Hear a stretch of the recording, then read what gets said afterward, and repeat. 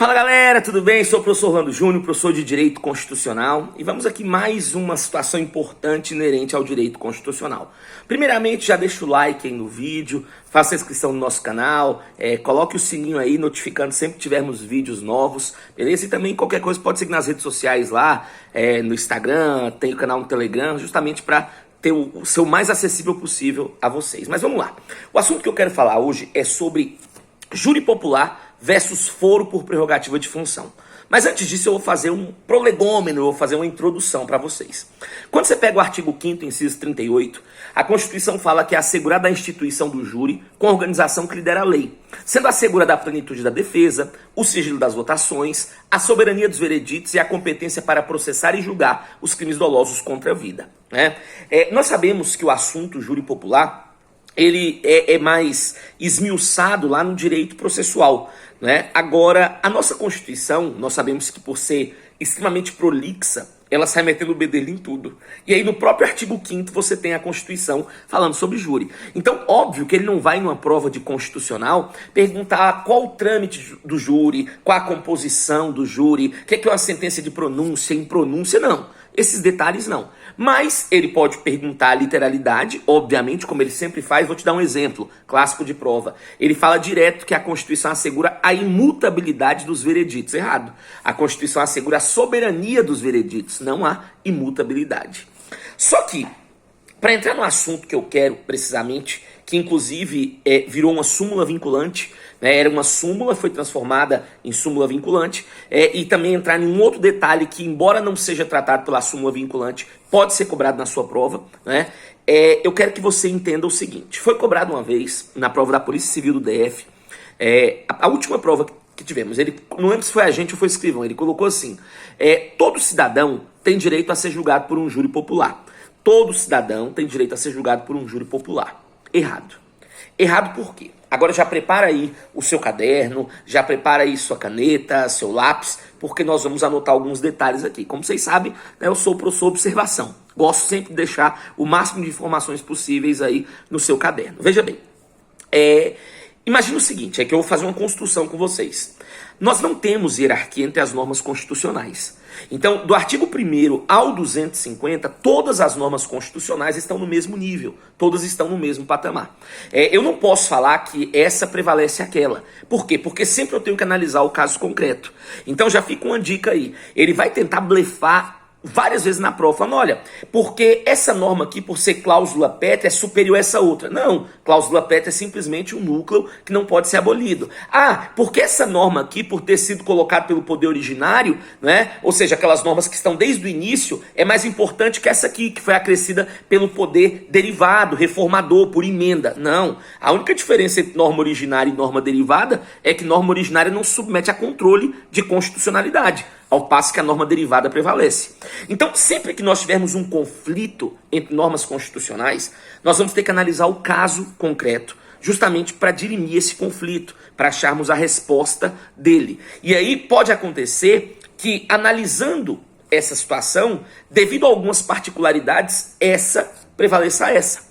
Pode ser que daqui a um mês elas entrem em conflito de novo, e essa aqui prevaleça a essa por conta de outras características do caso. Então, imagina o seguinte: todo cidadão brasileiro tem direito a ser julgado por um júri popular? Não. Sabe por quê? Porque nós temos alguns cidadãos brasileiros que têm foro perante a Constituição Federal. Vou te dar um exemplo que não tem muito frufru. Pega o caso do PGR. Quando você pega o artigo 102, inciso 1º, a linha B, a Constituição fala que o Procurador-Geral da República, nos crimes comuns, ele deve ser julgado perante o Supremo Tribunal Federal. Então nós temos ali o foro por prerrogativa de função, pelo fato dele ser o Procurador-Geral da República, o chefe do MPU, do MPF. E aí, o que acontece?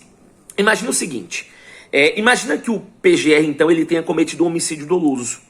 Quando você pega o artigo 5º da Constituição, ele fala que os crimes dolosos contra a vida devem ser julgados pelo Tribunal do Júri.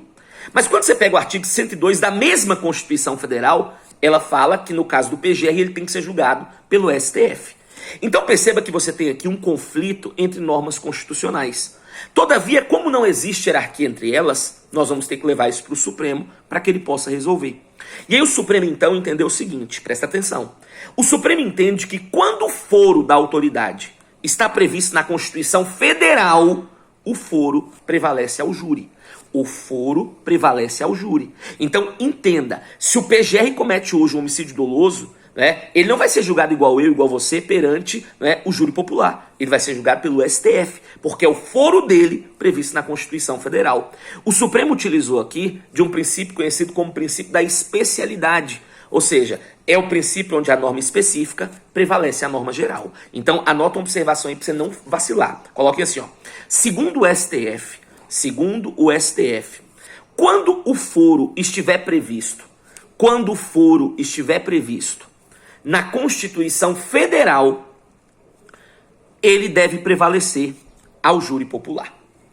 Beleza? Só que entenda, esse caso não virou súmula vinculante. O caso que virou súmula vinculante, mais precisamente a súmula vinculante 45, foi um outro caso. Mas na minha opinião, esse outro caso ele é bem fácil de ser resolvido, né? Mas vamos lá, vou te dar um exemplo aqui. Não foi o exemplo que originou a situação, que foi um caso de um procurador. Estou dando um exemplo, na minha opinião, um pouco mais fácil. Quando você pega a Constituição Federal, ela não dá foro a vereador. Na verdade, a única imunidade que um vereador tem na Constituição Federal é a imunidade material. Alguns chamam de inviolabilidade, né, que eles são invioláveis civil e penalmente por opiniões, palavras e votos no âmbito ali do município.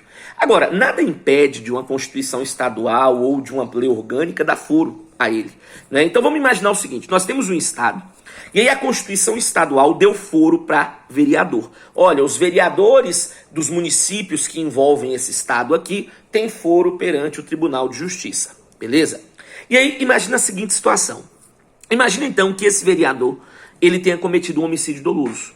Peraí, a Constituição estadual fala que ele tem que ser julgado pelo Tribunal de Justiça, é o foro. Agora, a Constituição Federal, a toda poderosa, a inigualável, a insubstituível, ela fala que tem que ser julgado pelo tribunal do júri. Perceba, naquele primeiro caso, nós tínhamos um conflito entre normas de mesma estatura jurídica. O conflito agora é diferente. Nós temos o conflito aqui entre a Constituição Federal, a toda poderosa, e a Constituição Estadual. Esse conflito, por sua vez, como eu falo, ele é muito fácil de ser resolvido. Por quê? Porque conflito aqui é entre lei maior e lei menor. Foi por isso que o Supremo editou a súmula 721, que foi transformada em súmula vinculante 45. E ela fala o seguinte, olha, quando o foro estiver exclusivamente na Constituição Estadual, o júri deve prevalecer. Óbvio, por que o júri deve prevalecer? Porque o júri é uma garantia prevista na Constituição Federal. E por ser hierarquicamente superior, obviamente ela prevalece a Constituição Estadual. Beleza? Então muito cuidado quando o examinador falar dessa situação, porque ele vai ter que te informar onde fica o foro da autoridade. Se o foro tiver previsto na Constituição Federal, o foro vai prevalecer ao júri. Agora, se o foro tiver exclusivamente na Constituição Estadual, o júri prevalece justamente pelo fato de estar previsto ali na lei maior do nosso estado. Beleza?